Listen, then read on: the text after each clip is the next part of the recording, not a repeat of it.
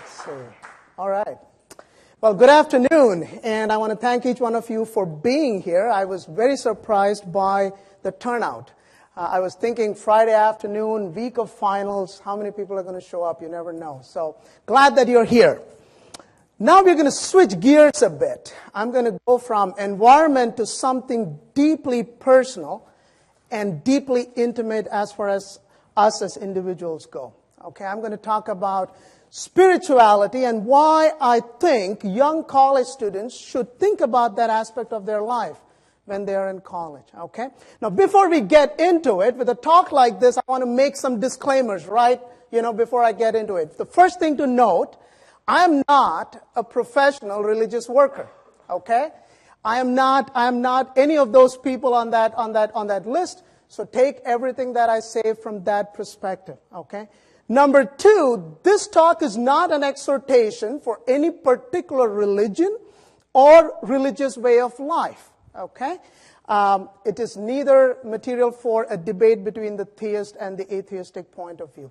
The talk is neither one of these things, okay? So what is this talk about?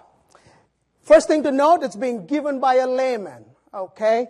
I'm an engineer, I'm a researcher, I'm a teacher, I'm a husband, and you fill all the other relational roles.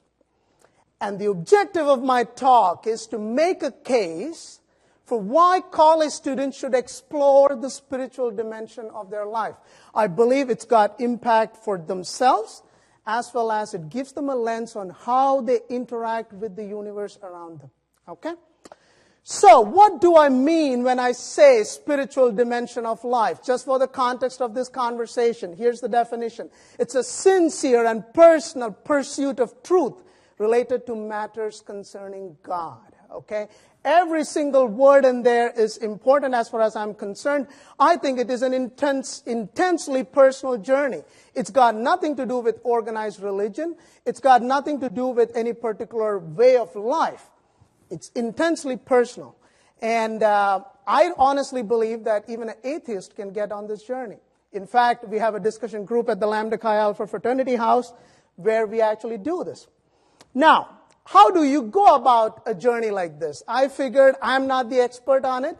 So let's listen to a leading thinker of our times. Okay, so we're going to see what he says and we'll pick him up at the end of the day. And at least when I was in college, I was very influenced by this awesome guy.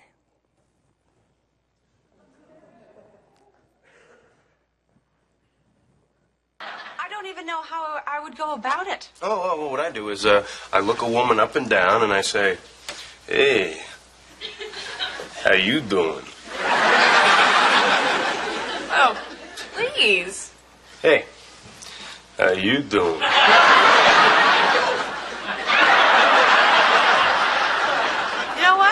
I'm going to do that. I'm going to call him up, and I'm going to ask him out. I can do that. Ask him out. How you doing?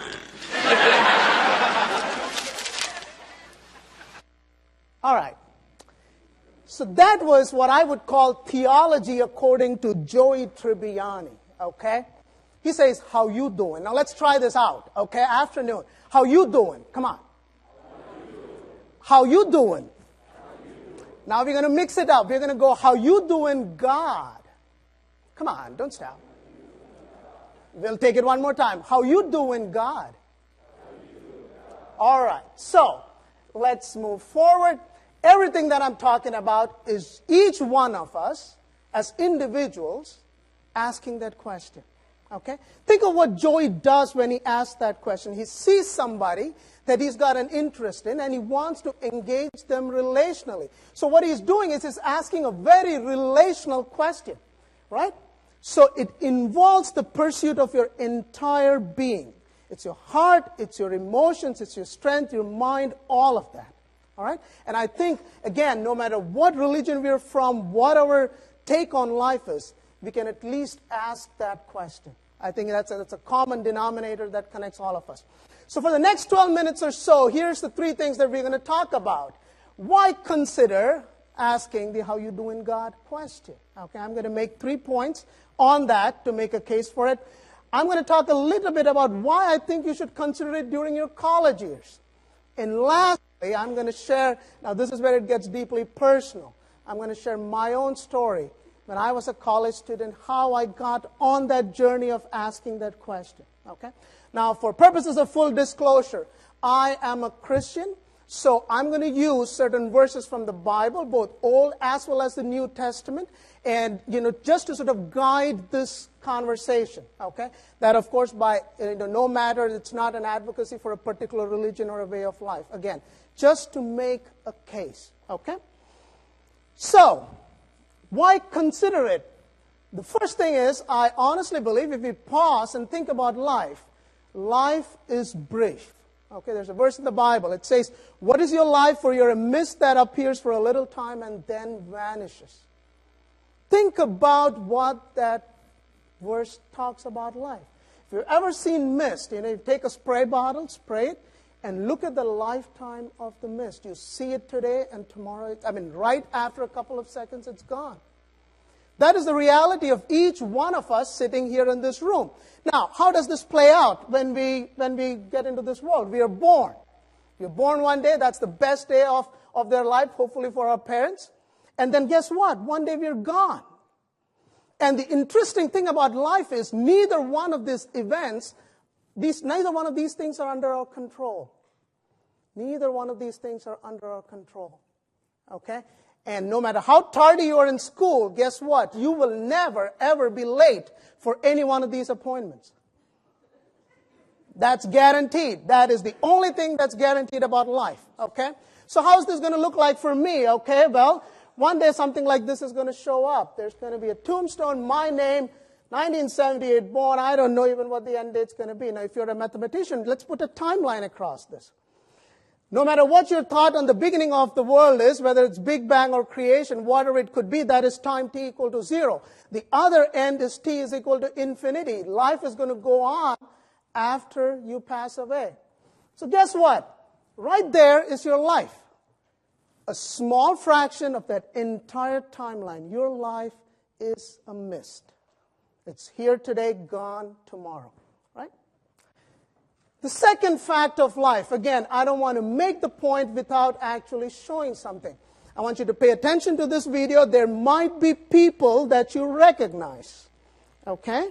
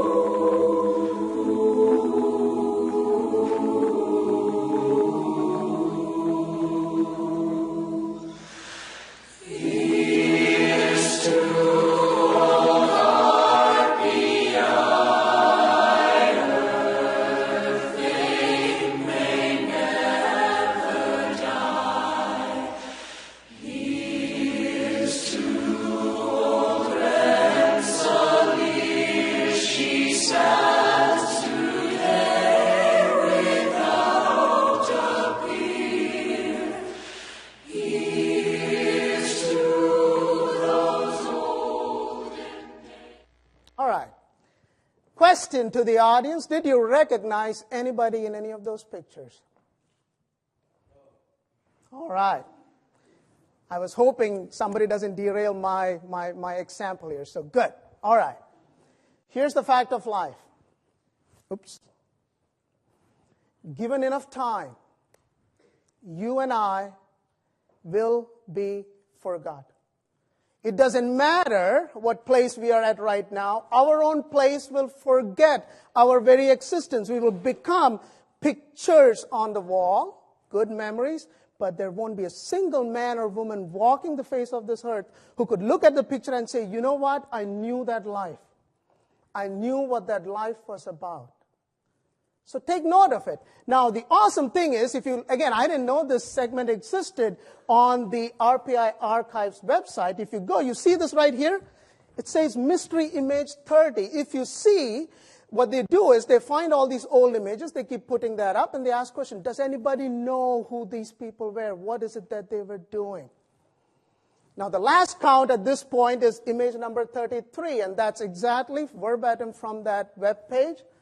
Check what is it that is being put here. Who is the man in the photo? Can anyone tell us about that specimen he seems to be focusing on? He's well-dressed. He's got a presentation. He's got a camera. He's got samples. I see a hand up there who seems to know who he is. But here's the case in point. At some point, somebody's going to be looking at pictures from this event. Somebody's going to be looking at all the speakers from this event, and they're going to pose the same question. Do we know anything about the life of this individual? There might be some, but give another generation, that memory is lost. Think about the implications of that for your life. It doesn't matter whether you're rich or poor, whether you're educated or uneducated, whether you're smart or not so smart, whether you're an atheist or a theist, whether you belong to religion A or religion B. This is the common denominator of life. Think about what that means for you as young college students. Fact number 3, I go to one of the most wisest men who has ever walked the face of the earth. From the Hebrew Bible, King Solomon, son of King David. He was a wise guy. And here he was at the peak of his life, looking back and making this comment. He found that there was nothing in life that ever satisfied him deeply. And if you translate that to today's world, ask yourself, fame, fortune, academic success, relationships, so on and so forth. If you're really honest and if you've lived life long enough, you will see that those things don't satisfy you deeply as an individual. Now, for some of you, you might be thinking, oh, I'm an intellectual person. Great. But check out Solomon's credentials. You know, the first time I read the words on the screen, what hit me was Solomon was a researcher. Look at what he was doing. He was producing manuals on botany. He was producing manuals on biology, describing animals, birds, insects, and fish. And guess what? Right after that, people came from all nations to hear the display of his wisdom. The way I imagine this is this dude must be hanging out in his palace. People are coming for conferences being held in his backyard. I mean, this guy was that famous. He didn't have to go anywhere to give a talk. People just showed up at his doorstep and he said, oh, today we're going to talk about this. So ask yourself, if somebody that wise is making an observation about life, again, these are observations about life. Ask yourself, what are the implications of these observations for you individually, right? So here's why I think you as young men and women should consider this. The fragile nature of life begs and demands you to at least consider the questions on the table. What is your take on spiritual matters? What is your view on those things based on? Are you absolutely convinced about it? Is there a God? Who is this God to you?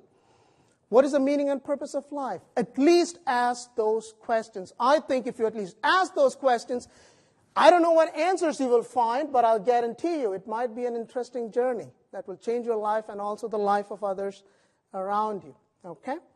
Let's move on. Why do I think you should consider this during your college years? Believe it or not, you are the most available during this season of your life. How many of you think that you've got extremely busy lives and you don't have 1 second to scoot in anything extra? Come on, show of hands. RPI students. Oh, I figure there's going to be more hands than that. Right? I tell this to students. You know, students are like, oh, I'm so busy. I don't have time for this. I'll take care of this once I graduate. Here's what you're going to wake up to when you graduate. Your life is going to get so busy every passing day. You won't, one of the things that will hit you is, how did I have time when I was in college? The responsibilities keep on increasing. All you need to do is talk to somebody with gray hair in this room and they'll tell you. That's the fact of life. Okay? Now, usually what happens? When do people think about spiritual things? Well, it's usually at the end of life, or something has to happen in their life which makes them think about that stuff. So my thought is, well, when you're in college, start asking these questions. You may get on an awesome journey. Second thing, I believe the leaders of tomorrow are sitting here in this room. If somebody had told me 1995, I was a freshman in college, if somebody told me that one day I was going to be faculty at one of the top schools in the world, I would have been telling them, what are you smoking? You know? But the fact of the matter is, that's reality. You guys are going to be leaders. And Coach Upward's going to talk about leadership right after this. You know, your worldview and how you look at people is going to make a big difference. Your decisions, leadership is not just about getting stuff done. It's about how are you going to impact people. And your decisions are going to have consequences, good or bad. So a leader, it's great if you have some way of reflecting and evaluating. What is it that you're doing to yourself and to the people around you? How do you lead them? The last point I want to make is this guy. What's the name of this guy? Golem. How many of you want to be this guy in your life? Okay. Case in point. What we forget was, does anybody remember what he was before? He was Smeagol. He was Smeagol before he became Golem. Now, stories like this, right? What do I see? I think great story writers have this. You can look at your life, and you can look at elements of your life and see yourself in these characters. I'll be lying to you if I told you that I don't see myself in him. I do. There are days I see what I struggle with, and I go, gosh, I don't want to be this man. And then there are days there's good that you want to do, but you just cannot do it. See, it's a struggle. And again, no matter what your faith is, whether you're atheist or theist, this is real. So how are you going to maneuver this landscape as you go out of college and into life? Again, I believe that if you ask these questions now, it gives you a frame of reference to engage yourself as well as the world around you. It's a great verse. Solomon ends his life with this. It says, remember your Creator in the days of your youth before you grow old and say life is not pleasant anymore. Because you've got the rest of your life ahead of you. Ask those questions. The journey may take time. But if you don't ask, you never get on that path. Now, lastly, I want to end with my own how you doing God story. And this is where it's intensely personal. I have to confess, I've never shared it in an audience this big. I've always done it in smaller groups. So in many ways, I'm making myself very vulnerable. But here's the truth. I couldn't find of a better way that I could give an illustration of how pursuing spiritual things changes a person's life. So, we got to go back, 1978, born in Bombay, India. Okay? Those are my parents. That was me. Had a lot of hair at that time. 1978. Now, we were a very average, nominal Christian family. Growing up, it was very regular to go to church, but, honestly, I never thought about spiritual things at all. I mean, it was never a priority. I had other things to do with my life. I did it because it was cultural. Right? Never paused and asked any of those questions that I'm asking you to ask. What happened? When I was a kid, somewhere around 6th grade, I started to love to study. Okay? I was one of those academic type people. But, that became a major driving force in my life. To the point that I didn't realize it at that point, I was getting a lot of my security in life, a lot of my self-worth and value in life by being the top dog in what I did. Now, it might seem very healthy to you at this age, but I'll tell you, it is not. What happened? Now, this is what hit me. 1999, I graduate with a medal from the University of Bombay. I was the top mechanical engineer in the city of Bombay the year of 1999. I get this medal. Best day of my life. I'm like, okay, this is it. 4 years of my undergraduate, I got what nobody else got. But it was also a sad day in my life because on one hand, I was holding this medal, and on the other hand, I was also dealing with this dichotomy of the situation. I wasn't satisfied as an individual. So it stayed with me. Again, I'd never thought about spiritual things. It stayed with me that no matter what level of achievements and success I get in my life, I am never, ever going to be satisfied. And this was just kid, fresh out of college, 21 years of age, registered in my head. Never thought about spiritual things, but this was a reality, right? Fast forward, I worked in the industry for a couple of years, came to the University of Illinois to do my master's. First person in my family to ever come to the United States. Now, it was an interesting time in my life. Again, I was saying, sometimes there are those life events. This was one of those events. I was brand new in the country, and there was something else that was going on in my life. The something else was I had broken up with my girlfriend of 4 years, a girl that I was set to marry when I was in college. So here I'm coming into a foreign country and dealing with all the emotions that sort of go with that, and totally foreign land. How do you maneuver that? Again, never had any compass to deal with it. So what did I do? I did what I knew best. Study, continue to keep those grades up, pursued research with every ounce of energy that I had. And then I still was looking for something. So what did I give my life to? I gave my life to a life of partying and living it up. I will not kid you. If you met me Friday and Saturday night, I was a whole different person. But guess what? A year of that lifestyle, summer of 2002, I wake up and I ask myself this question. Johnson, everything's going good for you. You got your grades, you got your research, you got the party life, you got the relationships. Now, why is it that life doesn't make sense? Why is it that you're not satisfied as an individual? And that, for me, was a turning point in how I viewed life. I needed to find answers because, honestly, what I was thinking is, if I were to die today, what would be the meaning of my life? I mean, what was my life about? So as a college student, as a graduate college student, 1 year into my MS program, that's where my journey started, right? Long story short, I ended up meeting a couple of good friends. The guy that you see on your left, today as we speak, he's in Afghanistan. He's pulling out troops. He's one of the people who's providing leadership to that whole operation. But Sean and I were college students at Illinois. But Sean was very interested in engaging students about spiritual matters. So he and I just got talking. It was a phase of my life where, our paths just intersected. Good friends, just hanging out, talking. And he invited me. John said, it looks like you're at a point wherein, do you want to be in a group of students wherein you all get to ask these questions and figure some of these things out? I said, sure, why not? So we would hang out in different dorms on campus, different fraternities on campus, eat pizza, and talk about some of these questions that I put before you.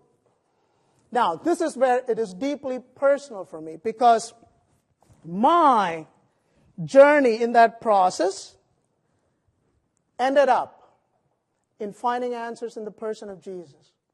Now, that was my story. And the way I look at it is I don't know all the answers. The closest person that I can think about is this blind man who Jesus heals in the Bible. And the blind man says, right after his healing, all these people come to him and say, do you think he's God? Do you think whatever this is? This blind man goes, man, I don't know. But guess what? I was blind. And now I see. And that's all that I know. See, that was a reality for him. It wasn't some deep doctoral, theological principle. It was a reality for him. Something changed about him. And that's what happened as far as I'm concerned the fall of 2002. Fast forward, got involved with the Lambda Chi Alpha fraternity. That's a story in itself for a different day.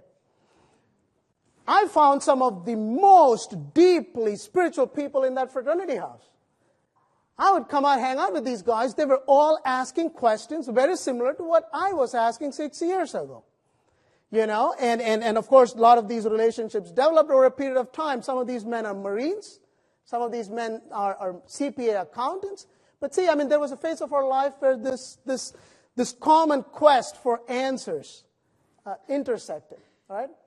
And I can go into stories of every single person in this picture. In this picture, you'll find faculty. In the picture, you'll find architects, MD, PhDs, CPAs, engineers, lawyers.